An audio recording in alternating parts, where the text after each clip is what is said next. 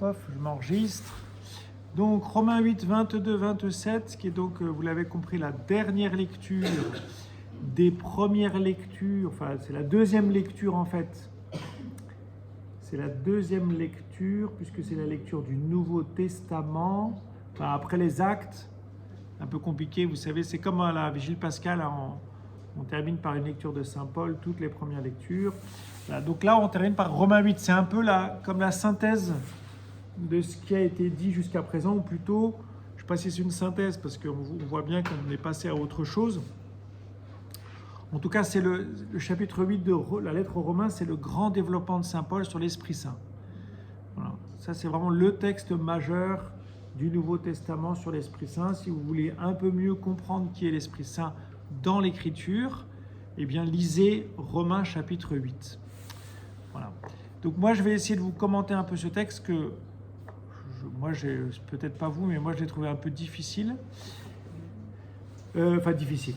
Oui, c'est difficile, il y a plein de choses, et en même temps, chez Saint Paul, il y a plein de choses, enfin voilà, il y a plein de choses qui s'imbriquent. Donc moi, j'ai plutôt délimité le passage à étudier, si je le structure, à partir du verset 18. J'estime en effet qu'il n'y a pas de commune mesure entre les souffrances du temps présent et la gloire qui va être révélée pour nous.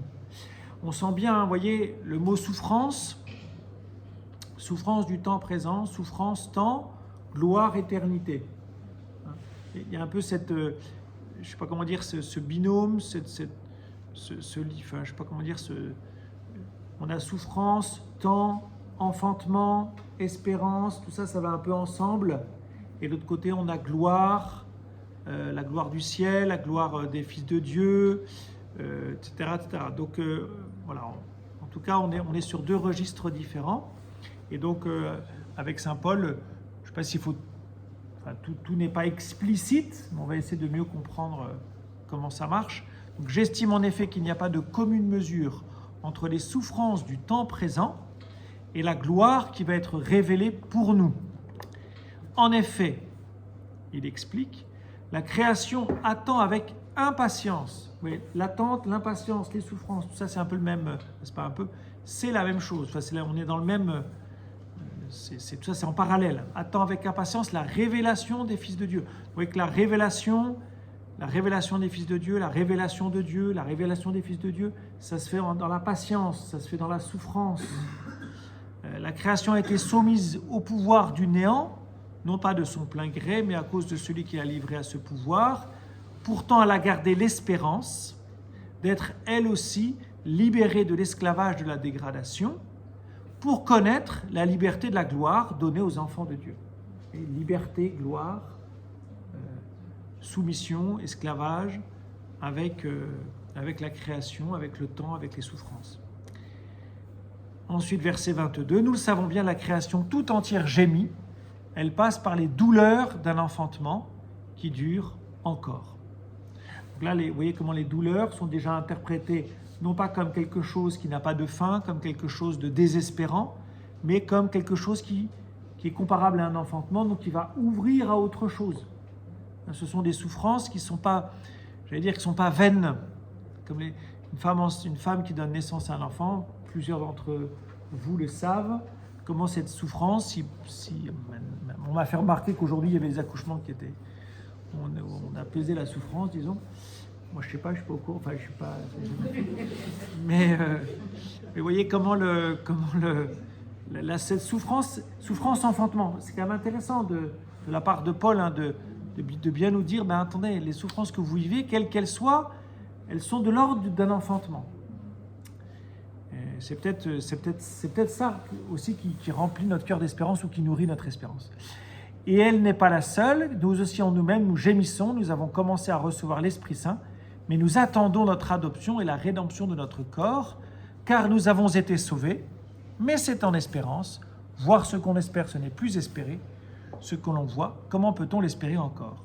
Mais nous qui espérons ce que nous ne voyons pas, nous l'attendons avec persévérance.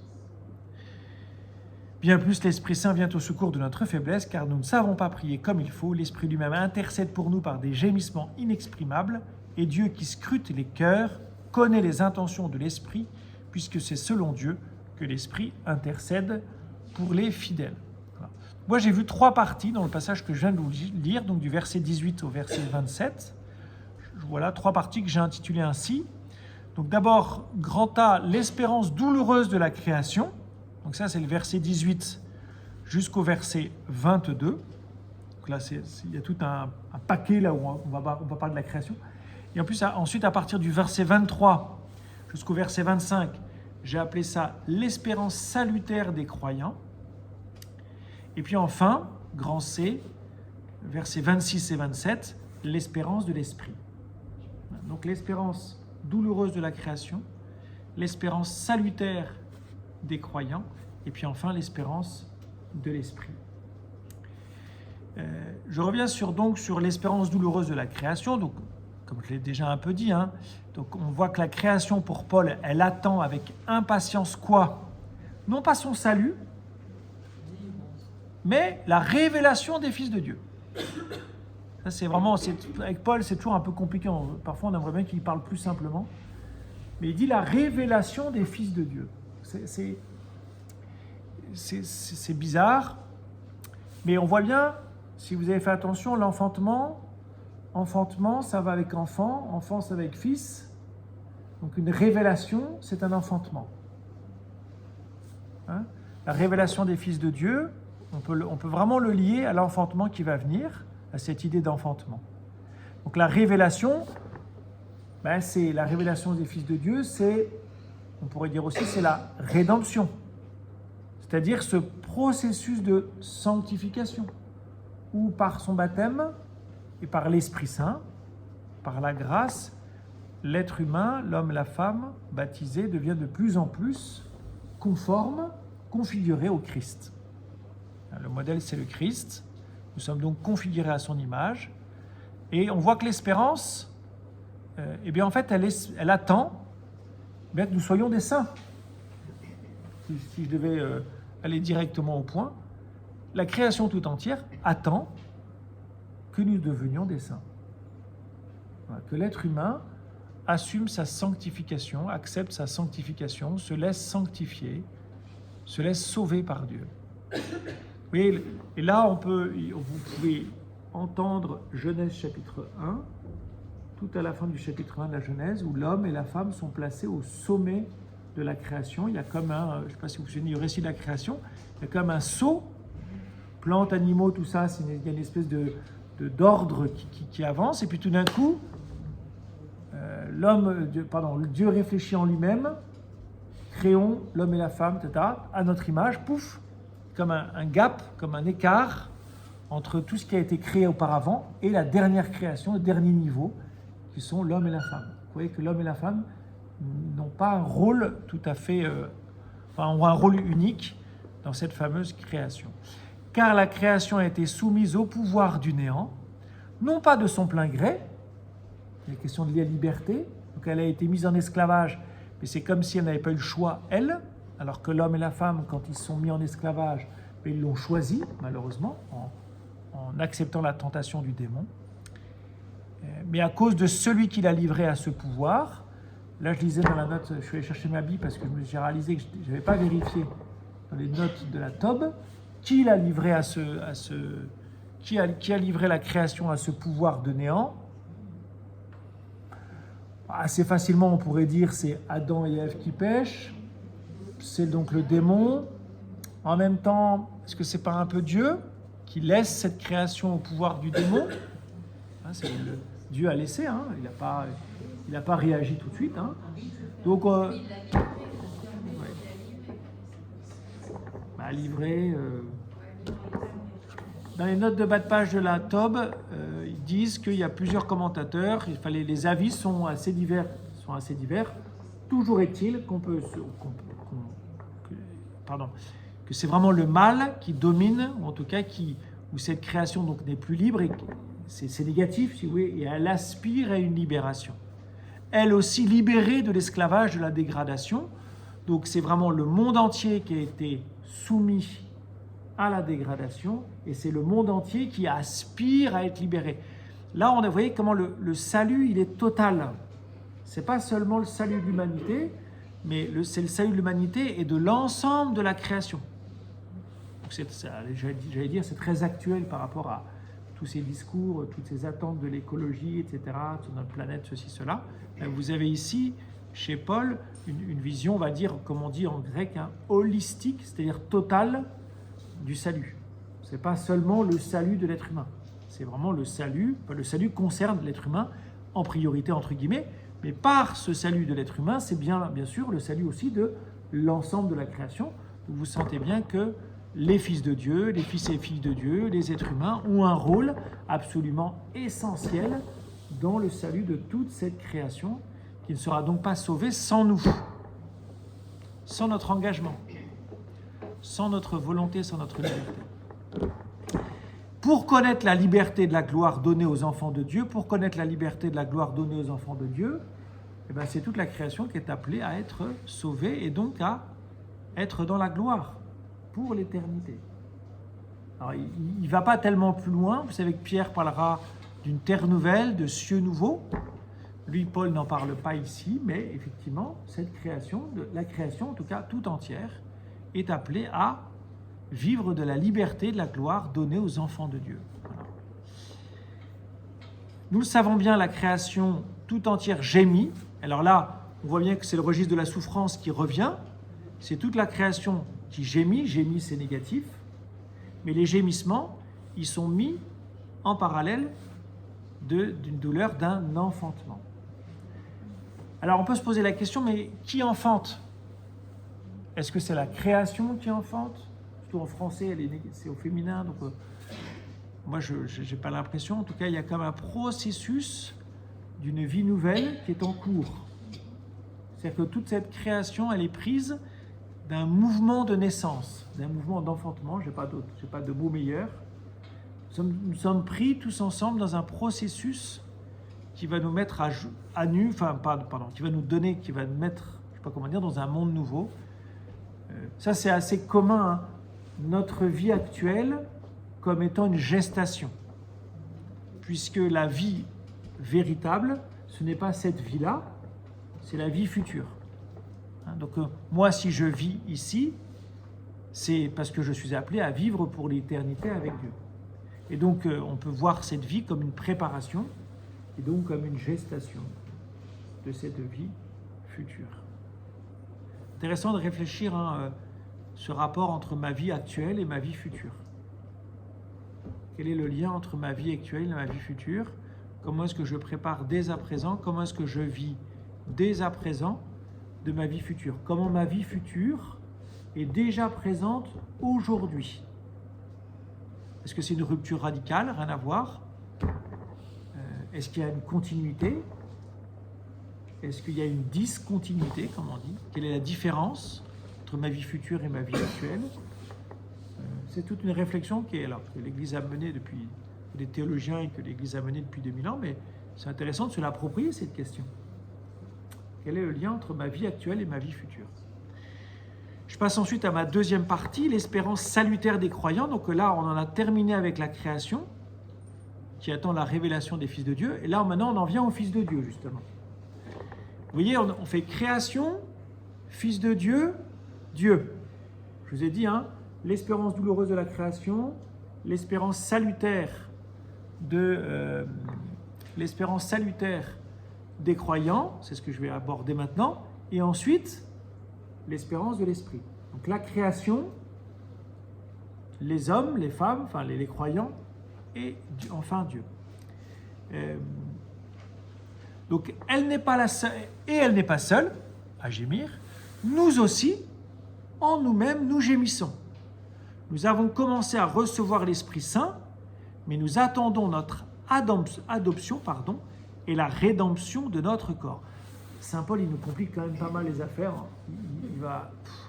Alors maintenant, on gémit, on aurait pu dire très bien, il y a un travail d'enfantement, mais non, il faut tout de suite qu'il aille à recevoir l'Esprit Saint. Donc vous voyez que c'est l'Esprit Saint qui fait le lien entre la vie actuelle et la vie future, puisque nous avons commencé à le recevoir. Donc on sent qu'on n'a pas tout reçu, quoi. Dans un autre passage, rappelez-vous, il parle des arts de l'esprit, qu'on a reçu comme une avance. Mais nous attendons notre adoption et la rédemption de notre corps. Il va carrément vers la rédemption de notre corps. Donc, c'est pas seulement, ça c'est bien chrétien, mais c'est bien la résurrection des corps. Donc, c'est bien corps et âme que nous serons sauvés. Donc, ce corps lui-même qui est soumis à la dégradation, pourtant, il est appelé aussi à être sauvé, lui aussi. Le corps, pour Paul, je vous rappelle que ce n'est pas seulement le corps individuel, c'est aussi le corps social, le corps qu'est l'Église. C'est la famille, c'est la société, c'est la collectivité que nous formons. Car nous avons été sauvés, ça c'est une formule que beaucoup, je pense, ont repris, c'est cette formule qui est connue de chez Saint Paul, sur l'espérance. Nous avons été sauvés, donc ça c'est un passif. Je rappelle que quand il n'y a pas de complément d'agent, l'agent c'est qui? Par défaut, c'est Dieu, toujours dans l'écriture. Quand vous n'avez pas de complément d'agent, par défaut, ce qu'on appelle le complément d'agent caché, c'est toujours Dieu. Donc nous avons été sauvés, sous-entendu par Dieu, mais c'est en espérance. Alors ça c'est intéressant parce que il a parlé de l'espérance un peu avant à propos de la création. Il a dit elle a gardé l'espérance. Maintenant c'est en espérance que nous avons été sauvés. Et là Paul va faire une différence entre voir, c'est la gloire, voir la gloire, voir Dieu en face, c'est ce qu'on appelle la vision béatifique, c'est une notion de théologie, pour parler de l'éternité. Dans le ciel, nous verrons Dieu face à face, nous serons connus par lui parce que nous le verrons face à face. Donc la vision, c'est pas on pourrait aussi à la possession. On ne possède pas complètement le salut. On le voit, mais on ne le possède pas encore.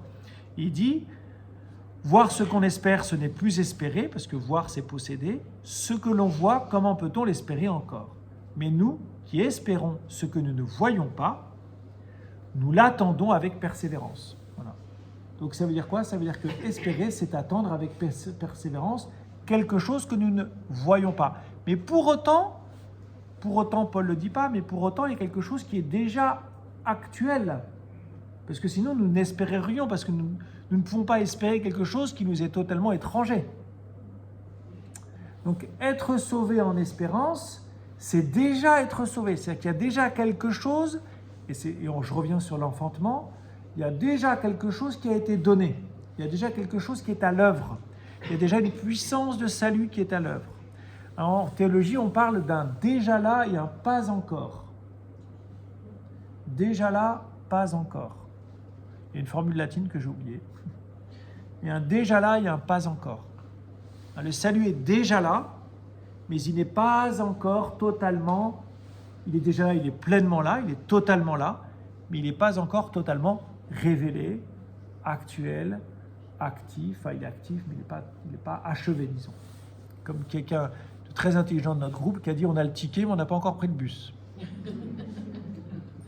Moi je dirais on a déjà pris le bus mais on n'est pas encore arrivé à destination. Pour compléter. Voilà.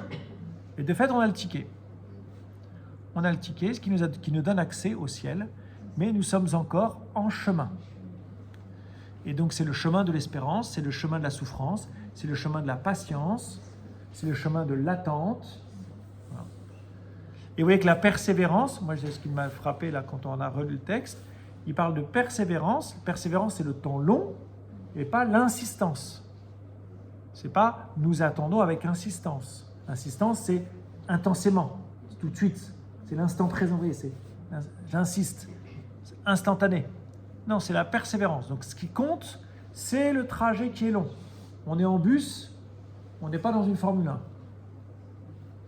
C'est important, Ce qui nous sauvera, d'ailleurs, le dire à un autre moment, c'est notre persévérance. Vous voyez, donc quand on a des crises de vie, quand on a des crises spirituelles, quand on a des machins, c'est important de s'armer, savoir comment je vais affronter ces temps de désert, comment je vais affronter les temps où, effectivement, la foi est moins vive, où j'ai justement besoin de plus d'espérance, enfin plutôt, où je m'appuie peut-être davantage sur l'espérance que la foi, parce que ma foi est moins active, moins vivante, moins évidente.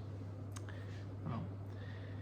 Et puis enfin, mon dernier paragraphe que j'appelle l'espérance de l'esprit, versets 26 et verset 27, bien plus, l'Esprit Saint vient au secours de notre faiblesse, car nous ne savons pas prier comme il faut.